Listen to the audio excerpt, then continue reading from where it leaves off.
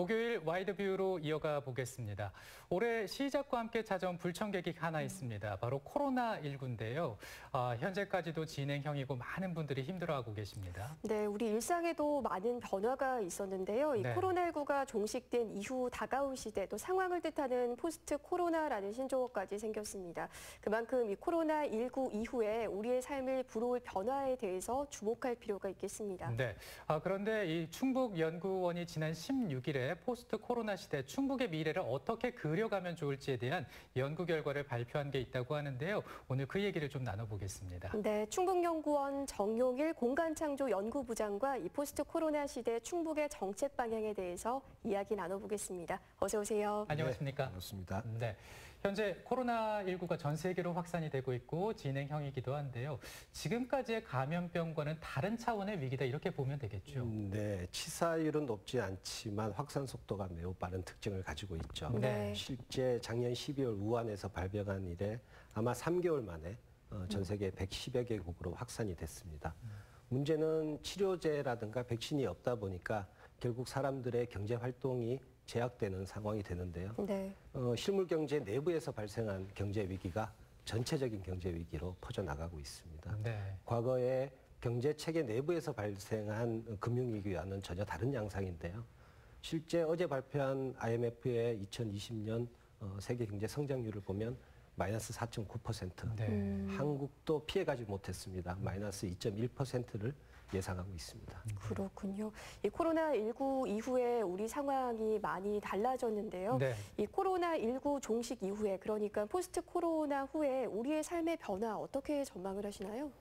지난 3월 말에 맥킨지 보고서에서 아마 코로나19 이후에 우리 사회 구조 전반적인 재편이 있을 것이라고 예상을 했고요. 그런 것을 아마 넥스트 노멀 시대라고 정의를 했습니다. 실제 이번 코로나19 사태를 통해서 우리가 많은 일상의 변화를 경험을 했고 또 기억에 남는 순간들도 있는데요. 크게 키워드로 정리를 해보면 아무래도 빅브라더, 즉 정부의 기능 강화, 네. 언택트로 대변되는 4차 산업혁명 기술의 재발견, 또 글로벌 가치 사슬의 붕괴, 그리고 탈세계화, 이런 것들을 키워드로 들 수 있을 것 같습니다. 네. 그렇다면 이제 충북의 발전을 위해서 열심히 또 애를 쓰고 있는 충북연구원이 이 코로나19 위기에 대응하기 위해서는 그동안 어떻게 해왔을까 궁금해집니다. 네. 네. 코로나 확산 초기였습니다. 네. 6월 14일 날 위기 대응 TF팀을 발족해서 운영을 해오고 있었고요. 네. 초기에는 사실 불확실한 미래 상황에 대한 어떤 예측을 위해서 다양한 브레인스토밍을 진행을 했고요. 또 충격에 대응하기 위한 다양한 즉시적인 정책 발굴에 노력을 했습니다. 그리고 아마 5월 달 이후부터는 포스트 코로나 시대, 우리가 충북의 어떤 중장기적인 미래 전략을 위해서 좀 가시적인 연구 성과 도출을 위해서 노력해 오고 있습니다. 네, 앞서 잠깐 말씀을 하셨습니다만은 이제 포스트 코로나 시대 그 충북연구원에서 충북의 미래에 대해서 어떻게 이끌어가면 좋을지에 대한 연구 결과를 또 발표하신 게 있더라고요. 이 얘기를 조금 더 해주신다면요. 네. 지난 16일 날 이제 홈페이지를 통해서 공개를 했고요. 네. 넥스트 노멀 시대 충북의 대응 전략이라는 연구 보고서입니다. 연구원 전체 박사님들이 다 참석해서 박사들이 다 참석해서 연구를 진행을 했고요. 크게 네 개의 장으로 구성이 되어 있는데 3장의 핵심입니다. 사회경제 분야를 총 10개 분야로 나눠서 코로나19 사태에서 우리가 발견한 다양한 현상과 이슈들, 또 향후 우리의 대응 전략들을 좀 요약해서 연구 보고서로 꾸몄고요. 4장에서는 시행하기 위한 어떤 정책 제안들, 그런 내용들로 구성되어 있습니다. 그렇습니다. 이 코로나19 이후의 넥스트 노멀 시대, 그러니까 코로나 이후의 시대 충북의 정책 방향에 대해서 이제 차근차근 살펴볼 텐데요. 네. 먼저 이 코로나19로 인해서 소비 심리가 꽁꽁 얼어붙으면서 산업 경제 타격이 심각했었는데 어떻게 전망하시나요? 그렇죠. 초기에는 대면 서비스 기반의 산업들이 타격을 받았지만 나중에는 전체적으로 확산이 된 상황이고요. 큰 틀에서는 글로벌 가치 사슬의 붕괴가 핵심이죠. 제조업의 큰 위기를 겪었습니다. 사실 모든 재화의 생산이 글로벌로 연계되어 있는 현재 상황에서는 우리 국가만, 우리만 위기를 극복한다고 해서 이걸 극복할 수 있는 문제는 사실 아니거든요. 네. 굉장히 어려운 상황이고 연구 보고서에서는 이런 부분에 대한 대책으로 조금 위기 관리 체계의 고도화, 그리고 좀 다양한 글로벌 가치사슬 변화에 대한 대응 체계, 그리고 국가의 디지털 뉴딜 정책, 그린 뉴딜 정책에 잘 맞춰서 많은 정책들을 발굴해야 된다고 제안하고 있고요. 실제 충북의 장점이죠. 방사선 가속기, 오송, 또 바이오 헬스 분야에서 기회 요인을 찾아가야 된다고 제안하고 있습니다. 네, 다양한 정책과 그리고 대안들이 잘 접목이 됐으면 좋겠다라는 생각이 들고요. 이번에는 고용과 구직에 대해서 좀 살펴볼 텐데 고용은 줄었고 취업자도 감소세더라고요. 그렇습니다. 네. 사실 어떤 경제 상황의 핵심 지표가 고용이라고 할 수 있겠죠. 네. 다행히 1, 4분기의 고용 지표는 크게 나빠지지는 않았습니다. 충북의 경우는. 그런데 그게 계속될 거라고는 뭐 누구도 생각하지 않고요. 고용의 양적보다는 사실 질적 우려도 굉장히 크게 나타나고 있는 상황입니다.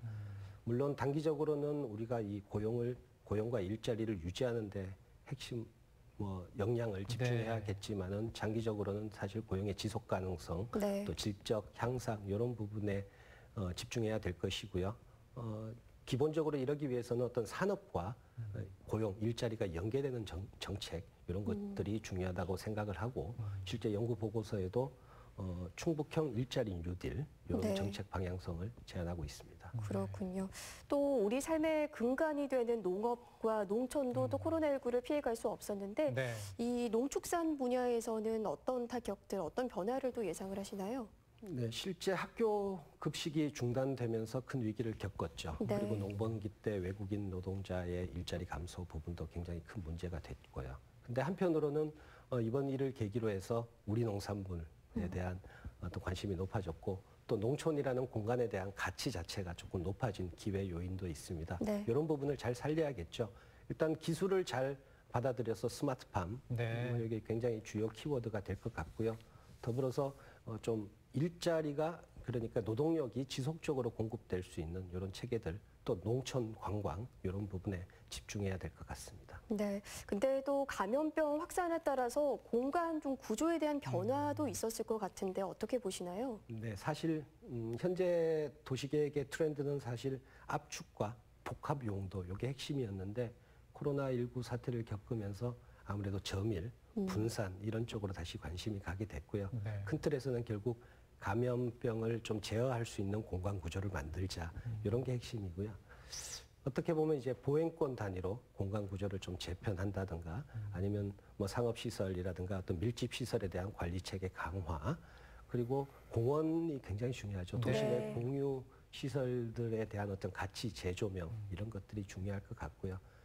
파리에 이런 사례가 있습니다. 자전거나 어떤 보행을 이용해서 도심의 주요 인프라에 약 15분 만에 이제 접근할 수 있는 15분 도시 계획이라는 것들이 있는데 네. 이런 것들이 아마 좋은 어떤 사례가 되지 않을까 생각을 합니다. 네, 이 거리두기를 잘 하면서 이제 공간을 잘 이용할 수 있었으면 좋겠다라는 생각이 드는데요. 그 코로나19로 인해서 이제 대중교통 이용도도 급감하지 않았을까라는 생각이 듭니다. 이 교통물류 분야가 또 이제 박사님 전문 분야라고 말씀을 잠깐 해주셨는데 네. 어떻습니까, 양상이요? 일단 대중교통은 타격이 크죠. 네. 네. 데이터상으로 청주시 시내버스 승객이 전년 동기 대비 1, 4분기에 약 22% 정도 감소를 했는데 물론 이 위기가 끝나면 어느 정도 올라가기는 하겠지만 결국은 이제 승용차보다는 자동차를 좀 더 선호할 수밖에 없는 환경이 될 것 같습니다. 네.